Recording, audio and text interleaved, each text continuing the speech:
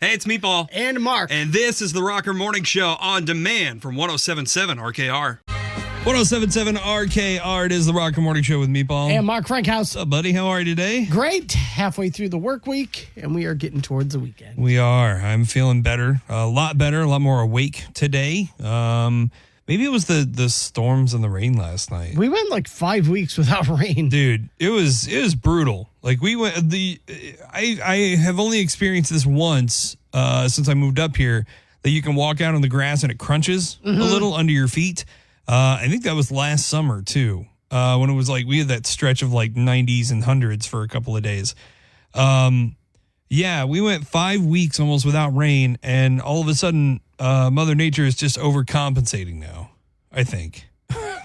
I think so, but it's a good thing. Yeah, no, we definitely need that rain. We need everything like that. So last night was fun. There were tornado warnings last night. Yeah, that was in South Michigan, wasn't it? Cass County. Northern Indiana. Yeah, they were coming up out of Indiana. I guess there was the one storm that came into Cass County had produced a tornado in Indiana, small one, and it had a tornado warning when it was crossing the border. But I mean, every one of those storms when they crossed into Michigan from Indiana, we're like, and we're done. Yeah.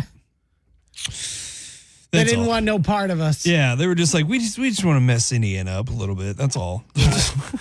We feel for you down there. Yeah. No, I think it was like minimal damage. I don't think it went through any like major areas or something. Just kind of moved some stuff around. So, but yeah, that was good. And then, what is it? Later this week, or early next week, we're supposed to get the remnants of a hurricane. I think so. Out of Florida.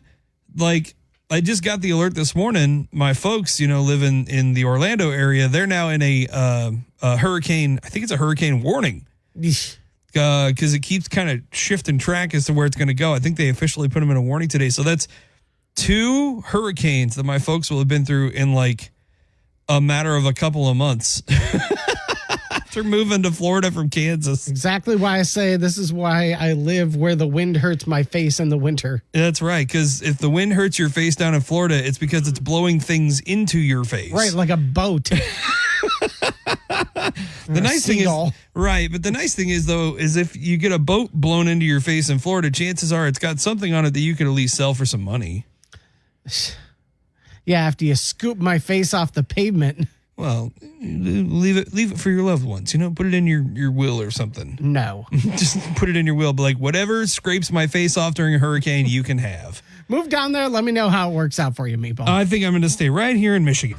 107.7 RKR is the Rocker Morning Show with Meatball. And Mark Frankhouse. Lions fans, hold your head high for your latest achievement. You officially have been ranked the foulest mouths in all of the NFL. Wow. Yeah, congratulations. Did you just bestow that upon us? No, actually, this was a recent study done. Oh, okay. Flash Picks found the 32 official NFL fan subreddits on Reddit. Okay. And calculated the number of times a person used profanity in their posts or replies and other subreddits. Detroit Lions, you were the only one to score a 10 out of 10. Wow.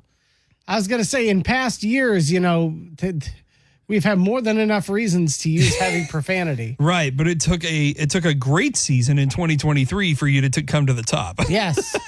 So now we've just shifted the the purpose for the profanity. It's like the attitude behind it is totally it went from holy ass to holy ass, pretty much. But yeah, the Detroit Lions crushed the competition. During last season, there were 288 instances of the Lions using profanity in their posts on this subreddit. And while that number does feel low, keep in mind they were only looking at the official NFL team subreddits. Gotcha. So that's the only place they took polls from. No surprise, our favorite word started with an F. Well over 150, I think closer to 170 instances of that. But Lions fans also scored top usage for a couple other words too. I know we probably have some kids in the car already this morning, so we're going to keep it as PG as possible here. Lions fans were top users across the board of the B word. Okay. Referring to the female dog there. And this might ruffle some feathers because I know this is a very divisive word. Lions fans were number one for the use of the C-bomb. Wow, that's going deep. That's holy cow. For reference, Shh, don't say it. no, I'm not going to say that word. Oh, it's not cow? No, it's Okay, not cow. okay, It's not good. okay. No. It's gonna say. Definitely not. For reference, the Packers finished 11th for the foulest mouths in the league, only cursing 158 times on their fan subreddit. And I think that was when they were playing the Lions last year. Those are rookie numbers. Those are rookie numbers. I don't know. Do you feel like that's accurate? Yeah, I would say so. I think we're just really excited now. Yeah. Taking a look at the season, like we've just been down and out for so long. And, you can't help but people are a little excited. They're going to use some profanity, Yeah. It's honestly one of my favorite parts of a live broadcast of a football game when they catch somebody on a hot mic, They're like, ha, ha, ha, they got past you. Can't do anything about that. It's live. We get fined for that from the FCC. Football player says it on like ABC or CBS. They're just like, it happens. Whoops. Yeah. We can't whoops on this station, though. The numbers don't lie. Take a look at them now over on the 107.7 RKR app. Last place, by the way, on this survey they did, on the study they did, Jacksonville Jaguars. They apparently have the cleanest mouths in all of the NFL, but then again, when nobody's watching the games, then there's nobody really to curse at them to begin with. It's time to turn up your dials and tune out the traffic because we're playing the Daily 5 on the Rocker Morning Show. Testing the mental magnitude of your favorite morning monkeys on the radio. And now, your hosts for the Daily 5, Meatball and Mark Frank House. It is the Daily 5 where Mark and I ask each other questions. The other one answers. Today, Mark is asking the questions. I am answering. I got some help on the line today from Dina. Good morning, Dina. How are you? Good morning. How are you? We're great. You got to help Meatball get 3 out of 5 questions correct. If you do, he'll take the 2-1 advantage. If not, I will take the 2-1 advantage. We're all locked up. All right. All right. Your last B question. I forgot. What color light can honeybees not see? Green, blue, or red? I think it's blue. That's what I was thinking because I'm going across the spectrum because you have ultraviolet and then it goes into red and then it goes across to violet and that kind of stuff. I think Dina's right. I'm going to go with her and say blue. Final answer. Blue, final answer. Honeybees cannot see red light. Oh. Oh. It was the other direction. Yep. All right, history. Okay. Which president was born Leslie King Jr.? Was it John F. Kennedy, Gerald Ford, or Warren G. Harding? Who was born Leslie King Jr.? I have no idea. Had a different name at birth. I'm pretty sure the Kennedys are pretty proud of their name, so I don't think it was JFK. Gerald Ford, Warren G. Harding. Gerald Ford sounds like a name that was made specifically to pander. I don't pander's not the right word, but to the people of Michigan, and he is our only president to come out of Michigan. Dina, I'm kind of thinking it might be Gerald Ford. That makes sense. I'm going to go with you. Okay. We're going to go Gerald Ford, final answer. Gerald Ford did not pander to the state of Michigan. The actual name of Gerald Ford was Leslie King Jr. Oh, we got it right. Yes, okay. you did get it right. All right. Yes, he was actually adopted. Oh, that makes sense. So, yeah, he did not pander. Just happened to get adopted as a Ford. Yeah, exactly. Entertainment. Okay. What was the original name for the show Saved by the Bell? Was it Good Morning Miss Bliss, Good Morning from Bayside High, or Good Times at Baymont High, or Good Times at Bayside High? I think it was Good Times. What do you think? Good Times at Bayside? Yeah. That sounds about right. I'm trying to put my head in like the late 80s, early 90s, corporate TV mindset, What do they think teens are going to want to listen to or watch, Good Times at Bayside. And what was the other? Good Morning Bayside? Good Morning from Bayside High. I think Dina's on it. I think it's going to be Good Times, Bayside High. Final answer. Good Times, Bayside High. It was what they first said when their teacher walked in. Good morning, Ms. Bliss. Oh. Miss Bliss was their original teacher. She was actually in there the first season of Saved by the Bell. Yeah. We're not doing very good. No, we're not. Also, I don't think Saved by the Bell would have worked after Miss Bliss left the show. Well, she was in the first season, and then Zach Morris took over because Zach Morris is trash. Yeah. Sports. Shohei Ohtani recently became the first person to start the 50-50 club. That's 50 home runs and 50 steals. Who was the first to start the 40-40 club? Was it Jose Canseco, Bobby Bonilla, or Darryl Strawberry? I suck at the buttons today. Dina, I'm pretty sure I know the answer, but I'm curious what your thoughts are on this. Yeah, I'm clueless. I don't even have a guess. Okay. I'm like 90% sure that it's Jose Canseco. Bobby Bonilla is famous for his contract. Darryl Strawberry, legend in the league. But I do believe Jose Canseco was the first person to ever hit the 40-40 club. He invented it. Final answer. That is correct. Yes, Jose Canseco started it. Okay, here we go. All right, Dina, we got this. This is do or die. Geography. The deepest cave we've discovered is located where? Georgia, Kentucky, or Guatemala? Oh, boy. There's a lot of caves in Kentucky because that's up in that's one of the oldest mountain ranges in the U.S. It is, yeah. I have no idea about Guatemala. Dina, I'm like 50-50 Kentucky, Guatemala, but I legitimately know nothing about Guatemala, which is the only reason I'm putting it in there. So what do you think? Yeah, those are my two guesses, too. Let's go with, I don't know, we could take it to Guatemala and see what happens. All right. Let's put it all on Guatemala. Final answer. Guatemala. Final answer. No! Georgia. Oh, we were both. This is Georgia It was the anyway. one that you didn't guess. Oh, man. Well, dang it. I go up 2-1. And but either way, Dina, congratulations. You got $20 in Michigan Lottery scratch-off tickets. Great. Hey, Woo. congratulations. You almost had it there. I believed in you all the way. Thank you. 1077 RKR. It is the Rocker Morning Show with Meatball. And Mark Frankhouse. We're about halfway through one of the most lucrative fishing seasons in the entire year, river salmon season.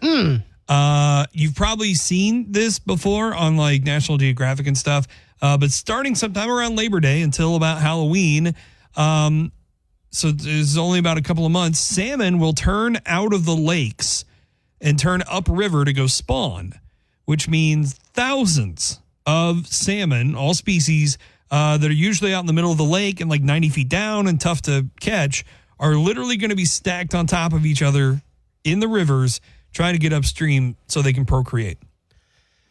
That means we are smack dab in the most lucrative salmon fishing season of the entire year. So yeah, have you ever seen the salmon run? I have never seen the salmon run, and I don't have a good track record with salmon. So You don't? No, Like eating or Eating, like yes. wildlife wise. Oh, okay.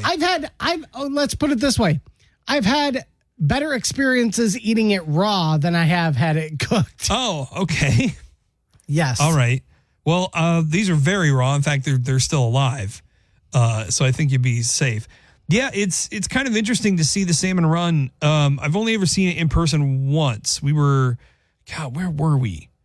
I don't remember. We were vacationing somewhere, and it just happened to be about this time of year, and like you could see just hundreds of salmon stacked on top of each other in this little like creek or river, just moving right up. It's crazy. If you're a fisherman, like you could literally walk out into some of the shallow water and just reach down, and you could, as long as you could grab one, Like you could literally net one. Yeah. You don't have to net it. Like you could just reach down and grab it. They're so packed in there, so tight. That's wild. Like just walk out in there in your waders and pick it up by the tail. It was crazy. If you want to find out more about salmon season, we've got the details up, WRKR.com. I know there's a lot of anglers out there. It's a good time of year to get out and go fishing. Just in general. But I do love talking about when the salmon run, because every time I do this, I am reminded of when we were kids. Did you watch the show Magic School Bus? Oh, hell yeah. You kidding me? Okay. Do you remember the episode about salmon? Yeah. The salmon spawning episode? Oh, Lord. Where Miss Frizzle turned the bus into a male salmon that swam upstream with the rest of the salmon, and literally every detail you learn about salmon spawning, which is, swimming upstream, avoiding bears, doing their business to fertilize the eggs, and then becoming half-alive zombie fish until they die. That all happened in this episode in a kid's show. We watched that live and thought nothing of it, man. Back when we were pure. Pure of heart and innocent still. People wonder why we're a little messed up now as adults. Like, oh, you saw a butt in a Marvel movie? Well, I watched a bus procreate with a salmon on a kid's show when I was 7. We are not the 107.7 RKR. It is the Rocker Morning Show with Meatball Mark Frankhouse on the phone today. He has played with King Crimson and Peter Gabriel. He has sessioned on more than 500 albums, released 7 solo albums, and is now hitting the road with Beat, celebrating the iconic music of King Crimson from the 80s. He's also got a new album out. Welcome to the Rocker Morning Show, Tony Levin. Thank you very much. Thanks for having me. We're having fun on the Beat Tour. It's, as you said, it's King Crimson music from the 80s, which I was there during it. But what's really exciting about it is the other guys we have on this tour, not only Adrian Belew, who wrote a lot of the music and sings and plays guitar, but Steve Vai playing the guitar parts of Robert Fripp, but he's also being Steve Vai, and he's an amazing player. Yeah. And then Danny Carey, man, am I a lucky bass player. I'm playing with the drummer of Tool, and Danny really kills it every night. So really having fun. Gosh. Danny Carey on King Crimson music, I can only imagine, is like a dream come true situation. It is. It is pretty great, and it's utterly different every night. And, what can I say? He's kicking my butt. Oh, my gosh. Well, like I said, there's a lot going on with you. Obviously, the tour, people can get tickets now, beat-tour.com to pick those up. What does it mean, to revisit these songs that were essentially your introduction to being in King Crimson? Good question. It's interesting and kind of challenging. I didn't want to play them the same as I played them in the 80s. And we did tour a lot in the 80s, so I was already changing them a bit. But the truth is, what's really exciting about the tour is that the music's great, but what's exciting is the players on it, is the ways that Steve Vai and Danny Carey have changed it and kind of retooled this music. So that's what gets me excited every night. Otherwise it would still be good, but it would be doing what I did in the 80s and, Right. and trying to do it as well as I did it then. So it's a lot of fun. How did you originally come to be in King Crimson? Good question. I wish I knew. Let's see. They asked me. Well, you know what? It reminded me, it was in 1981. I had played with Robert Fripp on Peter Gabriel's first album and tour, solo album and tour. And so I knew Robert. I had played on Robert's album, Exposure, and he called me not to be in King Crimson, but to rehearse and try out maybe a band with these guys, Adrian Belew and Bill Bruford, whom I didn't know. And what a day that was. I'm in a room with 3 guys who really each have when you think about it, it's an unusual player who not only is great, but each has his own sound and style on his instrument that's very distinctive. So I quickly said, whoa, I got to up my game to deserve to be in the room with these guys. And we actually started touring as, we called ourselves Discipline.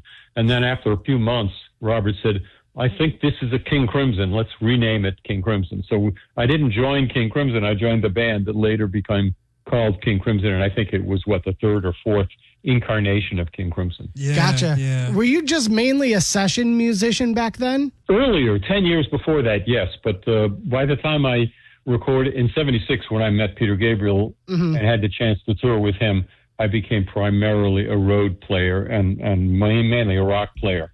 Not that I didn't like studio playing, but it's more of a craft. I didn't love it. And really what I always loved to do is play music live, rock and jazz. And once I had after I met Peter, I think after 76, I had enough chances to play what I loved live that I intentionally cut back on the studio playing. What are some of your most memorable sessions or tours that you've done? Oh, wow. Well, a couple of bad memory with a guy who doesn't have favorites, but I'm going to say last year's Peter Gabriel tour of I.O. was really special. Okay. Just, it was very moving. Anybody who's listening who saw that show is nodding their head. They say, "Oh yeah, absolutely, I was there." Even though it was almost all new music that people hadn't even heard at the beginning of the tour. Right. Only Peter would dare to do that. Somehow his voice and his persona is just more special through the years. So that was one of the most special tours, if not the most special that I've ever done. The Beat Tour going on and playing the 80s hits of King Crimson. You got a date at the Masonic in Detroit, October 27th. Tony Levin, it's been a pleasure. Thank you so much for your time today, man. Guys, thanks so much. I'm looking at my history, and I'm seeing I last played the Masonic Cathedral with Peter Gabriel in 78. Wow. So it's going to be good to finally get back there. So thanks for having me on, guys. It's been a minute. It's been a minute. Yep. If you want to hear more on our interview with Tony Levin, which he was an absolute blast, we talk about his new solo album coming out, how it's been a hot minute since he's put out some music, and some of his best memories while on the road, plus the strange instruments that he does play during some of his shows. All that and more. It's up in full now on the Rocker Morning Show podcast at WRKR.com and on the 107.7 RKR. 107.7 RKR. It's the Rocker Morning Show with Mark Frankhouse. And Meatball. I really hate to see the downfall of the American mall.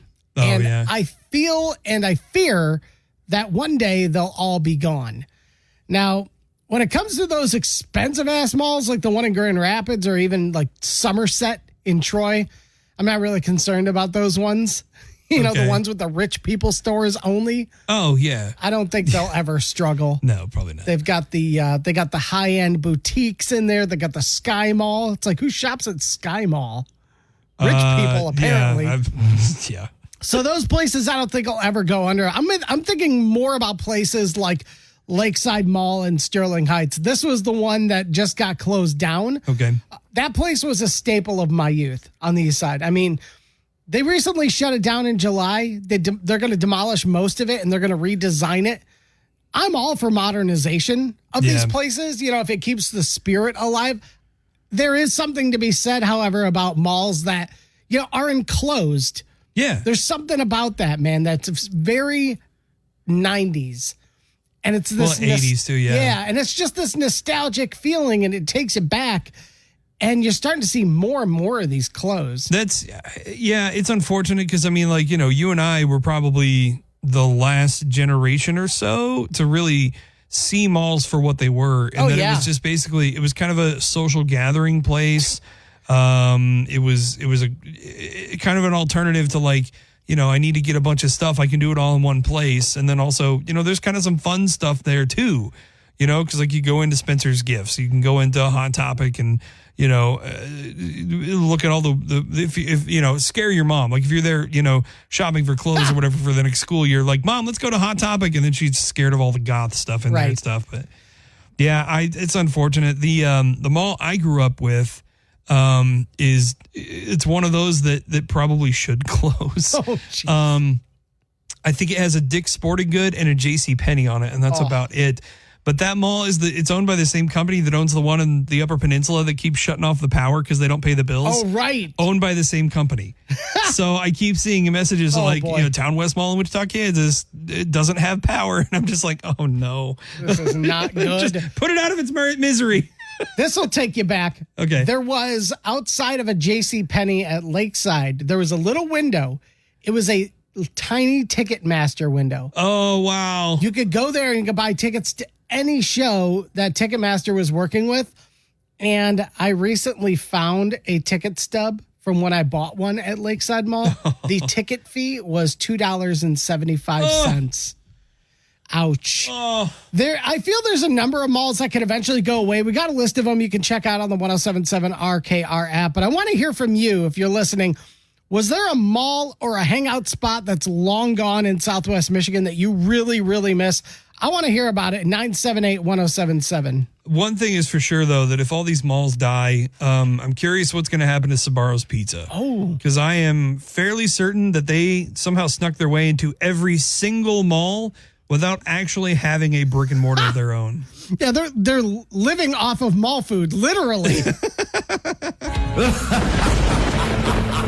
Out of the deepest corners and the darkest ends of this world.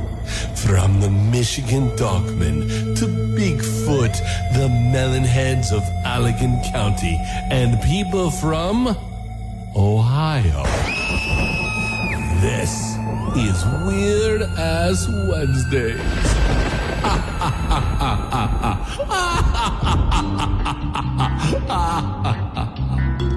There are some weird-ass laws in Ohio which have me a little concerned for the mental stability and safety of those who live there. Right now, on the 107.7 RKR app, I have a short list I want to hit on of these strange laws that must have at some point or another happened to want to make legislation be passed to make these things illegal. And that troubles me. First off the bat, don't throw snack. I'm sorry, what? Don't throw snack. In Toledo, it is illegal to throw a snake at somebody. Oh. So either Jake the Snake Roberts did something messed up back in the day and got sued, a legendary fight broke out in an exotic animal pet store, or somebody in desperation grabbed the first thing they saw to defend themselves. Either way, can't be throwing snakes out here. Don't be throwing snakes in Ohio. Good to know. I don't know if this needs legislation. Like, I think that's just common knowledge. Like, don't throw a snake at a guy. Well, unless they deserve it. This is the same country where we have to have legislation on coffee is hot. So yes. Second, flies are holy. Oh, no. It is illegal in the entire state to swat a fly within 160 feet of a church without a license. Where in the hell are you supposed to go in Ohio to get a fly hunting license? Yes, I'd like to get a hunting license. Oh, what will you be hunting? Flies in a church. This crap better be free, because if they charge me to literally kill flying maggots, I'm going to swat you in the face. Tell them, put it on my tab, jabroni. God. We got more of these dumbass laws on the 107.7 RKR app. Okay. Whenever you see flies in one of those, like, you know, Antichrist demon holy movies or whatever, like, aren't they supposed to be associated with the devil? I feel like you should have more of an incentive to swat and kill a fly in a church, like within so much of a church. Like, if you see a fly, you should really be worried about it. Someone at some point saw someone swatting a fly and busted out a 160-foot measuring tape and said, "Hold this," and ran back to the church with it. So random. You're breaking the law. It's like, you're only 133 feet away. I'm calling the cops. It's like, dude, go after yourself. Kill flies out here. Get the heck out of my face. What if the fly is 140 feet away, but I'm 165 feet away and I shoot it with one of those salt guns? Whoa. That's like one of those, if a tree falls in the forest and nobody's around to hear it, doesn't make a noise questions. Right, but it has to do with murdering flies. So. Also, they must have had some kind of vendetta against Kellogg's cereal down there, because there's another really weird law where you can't sell cornflakes on Sunday. It's like it's not like it's a car or something. No, but even those you should really tasteless flakes. Well, that's just Ohio mad at Michigan because we have something they don't. Well, one place that won't ever tell you what you can and cannot buy on Sunday is BC Pizza. They are closed on Sunday, but they do have incredible hours the rest of the week, Tuesday through Saturday. They've got that buffet. They've got all the best pizza out there. Their number one seller, aside from pepperoni and cheese pizza, that pickle pizza that everybody seems to love around here. My goodness, BC Pizza is bringing it. They have fun with us here on Weird Ass Wednesday, and of course are our Workplace of the Week sponsor as well. Thank God for BC Pizza.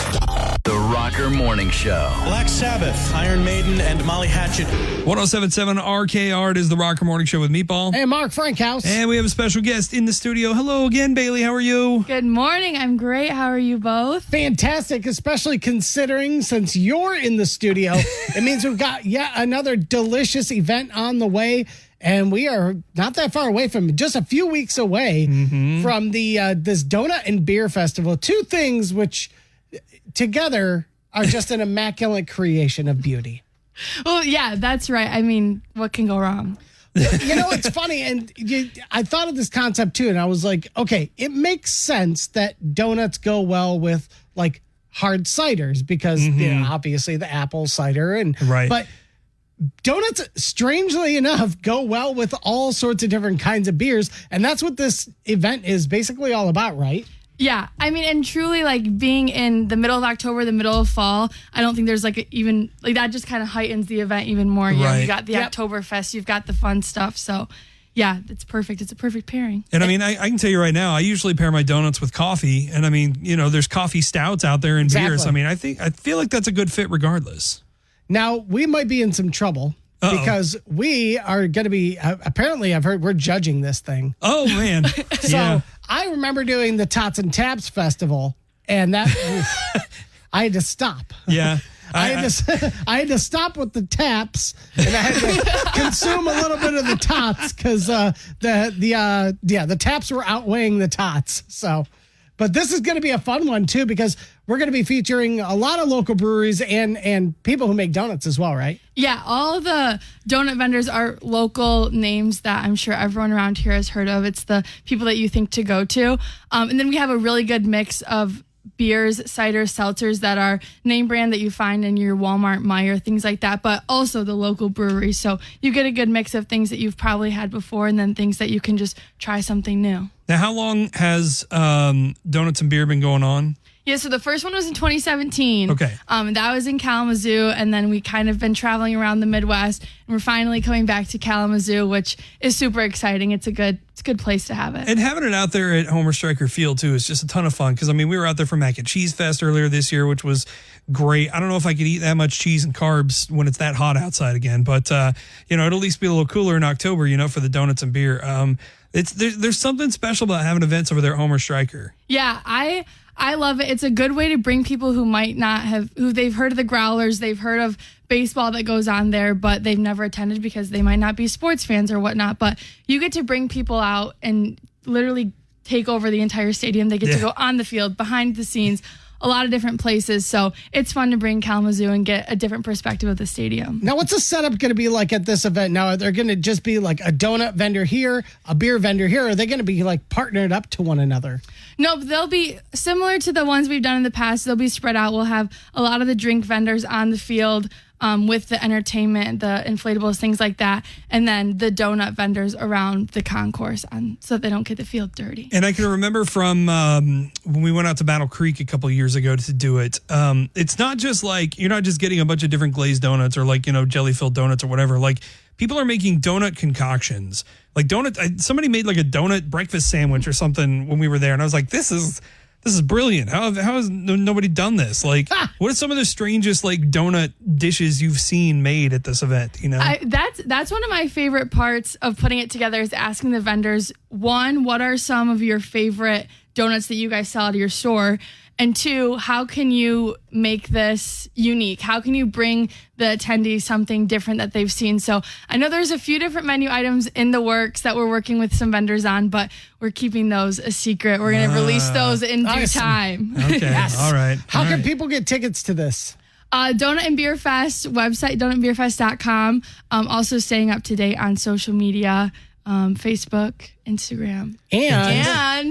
And with the Rocker Morning Show. That's right. Starting next week, for a couple of weeks, we're going to be giving away pairs of tickets to Donut and Beer Fest, which is going to be awesome. We get to see all of our people get to call in and for a chance to win and come out there and grub down on a bunch of sugar and carbs with us. And I'm down with that, man. We're going to be giving away a pair of tickets during the Daily 5 trivia game after 7 for this Donuts and Beer Festival. I'm so excited for this. This is my first time here. I was supposed to go last time. I was super sick. Mm-hmm. That ain't happening this time around. I'm making it out. I had to do all the judging myself, Mark. It was terrible. Yes, it was awful. Traumatic experience, no doubt. This is going to be a ton of fun. Again, October 19th is the day this is happening. You can get your tickets now. Again, chance to win them starting next week for a couple of weeks here on the Rocker Morning Show. And man, just be ready to go and have a good time that day. Live music and stuff happening as well. Oh yeah, live music, inflatables, entertainment. It's going to be a great time. Donuts and beer. Heck yeah. Come on out, enjoy it. And again, you want more info, it's up here on the 107.7 RKR app. Thanks so much for coming in today. Thank you. Good to see you, Bailey.